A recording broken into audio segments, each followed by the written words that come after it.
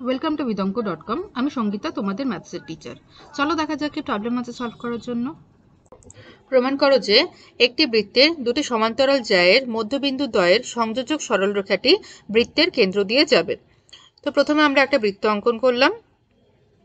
এবারে এই বৃত্তের দুটি সরলরেখা এবি মানে দুটি জ্যা এবি এবং সিডি তারা পরস্পর সমান্তরাল। ঠিক আছে, এবারে এবির মধ্যবিন্দু ধরলাম এক্স আর সিডির মধ্যবিন্দু ধরলাম ওয়াই। তো এক্স ওয়াই যোগ করে দিলাম। তো আমাদেরকে প্রমাণ করতে হবে যে এক্স ওয়াই সরল রেখাটা ও বিন্দুগামী হবে। ঠিক আছে, কেন্দ্রগামী হবে। ঠিক আছে, তো এটা প্রমাণ করার জন্য তো আমরা ধরে নিই যে ও বিন্দু থেকে আমরা ও এক্স সরল রেখা টেনেছি, যেটা কিনা সিডিকে সমদ্বিখণ্ডিত করেছে, এবং ও বিন্দু থেকে ও এক্স সরল রেখা আমরা এবি এর ওপর টেনেছি, ঠিক আছে, যেটা কিনা এবি কেও সমদ্বিখণ্ডিত করেছে। তো আমরা যদি প্রমাণ করতে পারি যে ও এক্স এবং ও ওয়াই একই সরল রেখার উপর অবস্থিত, মানে যদি আমরা প্রমাণ করতে পারি যে এক্স ও ওয়াই হচ্ছে একটি সরল রেখা, তো তাহলেই আমাদের প্রমাণ হয়ে যাবে যে এক্স ও ওয়াই হচ্ছে ও বিন্দুগামী। ঠিক আছে, তো কি বললাম আমি, যে আমরা করতে হবে ও এক্স এবং ও ওয়াই একই সরল রেখার উপর অবস্থিত, বা এক্স ও ওয়াই একটি সরল রেখা। তো এটা যদি আমরা প্রমাণ করতে পারি তাহলে প্রমাণ হয়ে যাবে যে মধ্যবিন্দু দ্বয় সংযোজক সরলরেখাটি বৃত্তের কেন্দ্রগামী হবে। ওকে, আচ্ছা, তো এটা প্রমাণ করার জন্য কি করব, আমাদের কিছু অঙ্কন করা দরকার নেই, ডাইরেক্ট আমরা প্রমাণে চলে যাই। তো আমি কি বললাম, ও বিন্দু থেকে আমরা এবি জ্যায়ের উপরে ও এক্স সরলরেখা অঙ্কন করেছি, যেটা কিনা জ্যাকে সমদ্বিখণ্ডিত করেছে। তো জ্যাকে যদি সমদ্বিখণ্ডিত করে কোনো কেন্দ্রগামী সরলরেখা, তো তাহলে সেটা ওই জ্যায়ের উপরে লম্ব হবে। ওকে, তাহলে যেহেতু এ বি এর মধ্যবিন্দু এক্স, অতএব ও এক্স পারপেন্ডিকুলার টু এবি। ওকে, হ্যাঁ, আমাদের একটা অঙ্কন করতে হবে।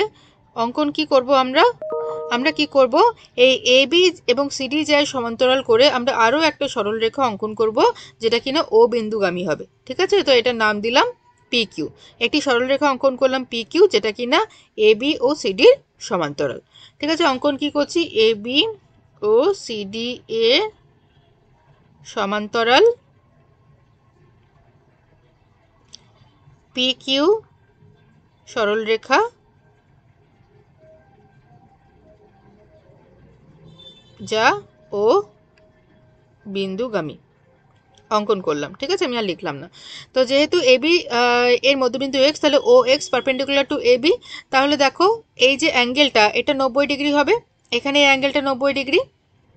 এবারে দেখো এইখানে এই যে যেহেতু আমরা বললাম যে এবি আর পি কিউ আমাদের অঙ্কন অনুসারে এবি আর পি কিউ হচ্ছে সমান্তরাল, তো এখানে এক্স ওয়াই হচ্ছে ছেদক।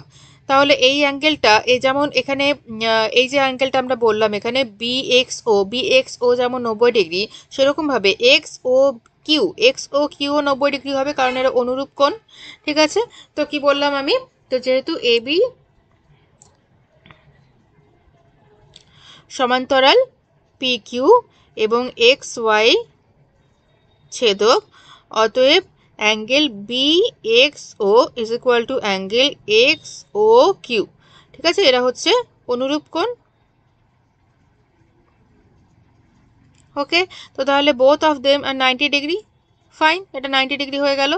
আচ্ছা, আবার দেখো এই ও বিন্দু থেকে আমরা সিডি এর ওপরে সরলরেখা অঙ্কন করেছি, যেটা কিনা সিডিকে ওয়াই বিন্দুতে সমদ্বিখণ্ডিত করছে। তো তাহলে আমরা বলতে পারি যে ও ওয়াই পারপেন্ডিকুলার টু সিডি। ঠিক আছে, তো আমি কোথায় লিখবো এটা, এখানে লিখি।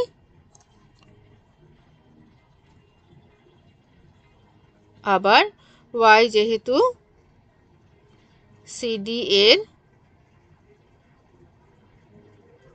মধ্যবিন্দু, তো আমরা বলতে পারি যে ও ওয়াই পারপেন্ডিকুলার টু সিডি। তো ও ওয়াই যদি পারপেন্ডিকুলার টু সিডি হয় তাহলে এখানে এই যে অ্যাঙ্গেল ডি ওয়াই ও এটা হবে 90 degree.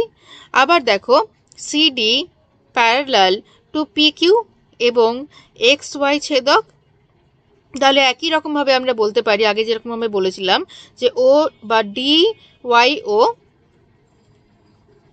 Angle D Y O মানে এই অ্যাঙ্গেলটা D Y O is equal to angle Y Q O Y. Okay, angle Q O Y, তো both of them are 90 degree, same reason, তারা অনুরূপ কোণ।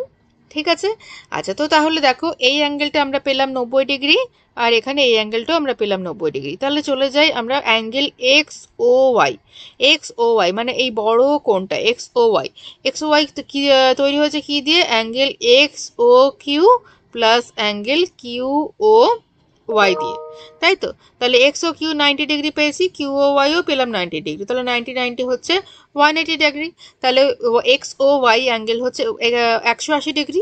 তাহলে আমরা বলতে পারি অতএব এক্স ও ওয়াই হলো একটি সরল রেখা।